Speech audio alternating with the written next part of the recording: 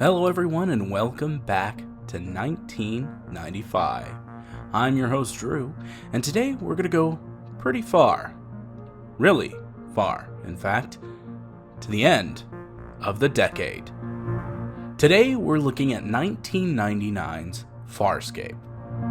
Sure, okay, this is a little less on the obscure part of things, but really truly, how many people do you know have actually seen Farscape? Exactly.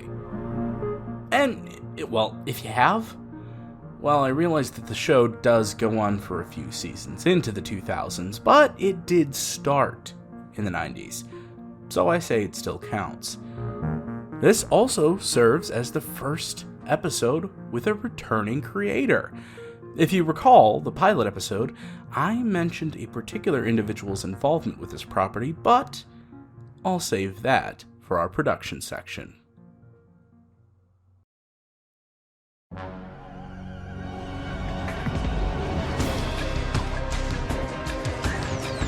His name's John Crichton, an astronaut. A radiation wave hit and he got shot through a wormhole.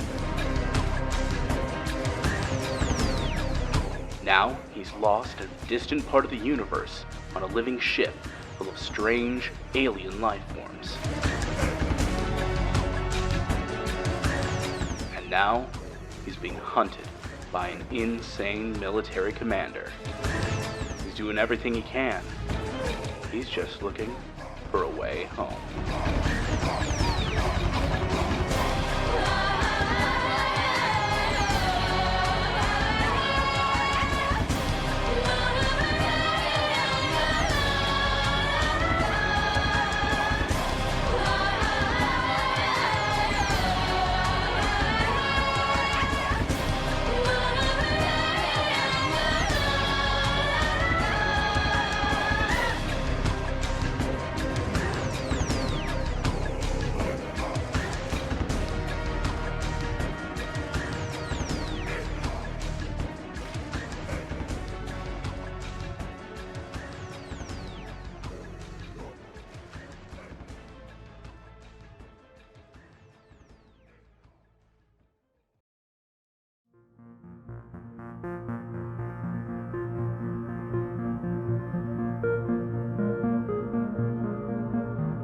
Farscape was an Australian-American science fiction television series produced originally for the 9 Network.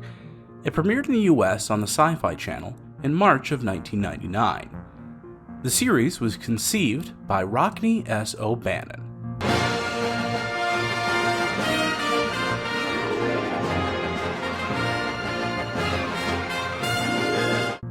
And produced by the Jim Henson Company and Hallmark Entertainment. The Jim Henson Company was responsible for the various alien makeup and prosthetics, and 2 regular characters, the animatronic puppets of Rigel and Pilot. They are completely Creature Shop creations.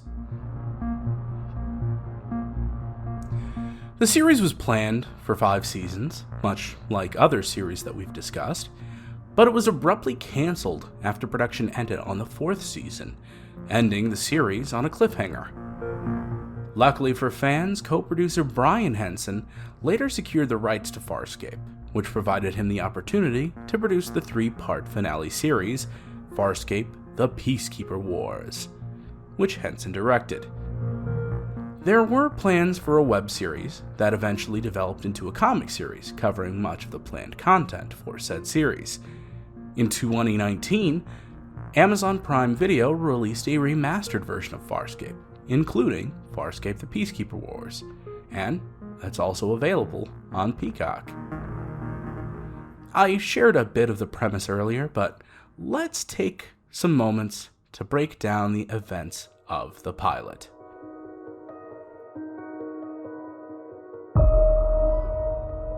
John Crichton is a modern-day American astronaut who accidentally flies into a wormhole near Earth during an experimental spaceflight.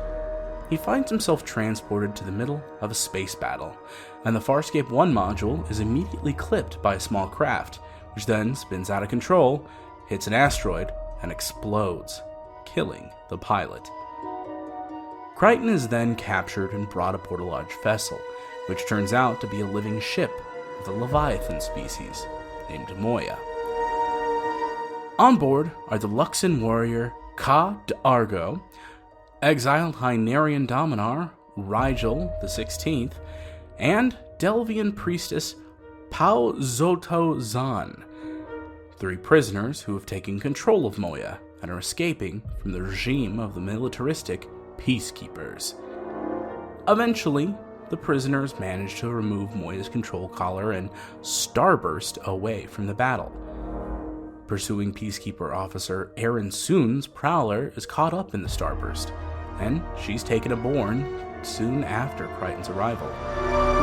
Aboard the peacekeeper ship, it's discovered that the pilot who hit Crichton and perished was Talvo Crace, brother of the peacekeeper captain Beelar Crace, who now vows revenge on the pilot of the White Death Pod. Catching Crichton, Crace declares that he will dissect and kill him. Aaron, however, declares that she thinks the collision was an accident. In retaliation, Crace declares her irreversibly contaminated due to prolonged contact with an unfamiliar species, which would result in her death. Having nowhere else to go, both she and John join the unlikely band of allies, and they escape from Crace. Seeking to avenge his brother's death, Crace pursues Moya through the uncharted territories. There are a few standalone plots, but the show gradually unfolds progressive story arcs, beginning with their recapture by the Peacekeepers, followed by Crichton's search to find another wormhole back to Earth, and eventually an arms race for wormhole technology weapons. Secondary arcs explore the way in which the characters change due to their influences and adventures together. Most notably, Crichton and his obsession with wormhole technology, his relationship with Aaron, and the neural clone of Scorpius in his brain that haunts him. The show was developed at a time when the Star Trek formula was wearing thin. A new millennium and a new generation were lying straight ahead. The series was mostly episodic for the first season or so, but began a shift to more serialized storytelling. Additionally, deeper plot connections and a fleshed-out mythology soon emerged. It's been said that James Gunn has even credited Farscape as an inspiration for his take on the Guardians of the Galaxy. Let's take a moment to discuss the characters in detail. Ben Broder is hilarious as John Crichton. An intelligent man on Earth, he finds himself truly a fish out of water in this part of the universe. In many ways, he's a proto-Star-Lord. Claudia Black really brings the gravitas as Aaron Soon, embodying a real militaristic mindset. Gamora, anyone? Anthony Simcoe is Dargo. He's pretty much Drax. And I guess Rigel, operated by John Eccleston, Matthew McCoy, Dave Collins, Sean Masterson, Graham Hayden, and Tim Meeville, and voiced by Jonathan Hardy, is basically a floating, regal rocket raccoon. Goodness. Yeah, I can really see how James Gunn really developed his characters.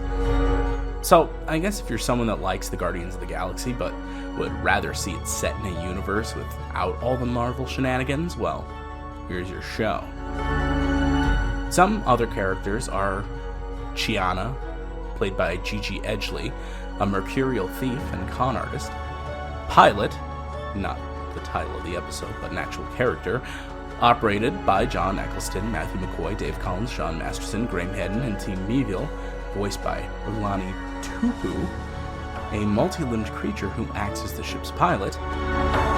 He's biologically connected to Moya's nervous system and serves as the voice to the crew. Stark, played by Paul Goddard, a Stykera, a specialized subrace of the Bannock, who was first encountered by Crichton at the end of the first season. Beelar Crace, Lani Tupu, the initial antagonist of the series, and Scorpius, Wayne Pygram, a commander of the Peacekeeper forces. As the series progressed, there was a revolving cast of characters that joined the crew of the Moya. You had Captain Miklo Braca, played by David Franklin. Braca usually serves as a subordinate to most of the series' villains, acting as a second-in-command for Krace, Scorpius, and Greza at various times. Commandant Meleon Greza, Rebecca Riggs, a new antagonist that debuts in Season 3, Jewel, played by Tammy McIntosh, an orange-haired academic who appears sporadically through Seasons 3 and 4, Sikozu, played by Rayleigh Hill, a Kalish who joins the crew at the beginning of the 4th season. Following the cancellation, series leads Claudia Black and Ben Browder found themselves as regulars in the final 2 seasons of another show which we'll be covering in the near future, Stargate SG-1.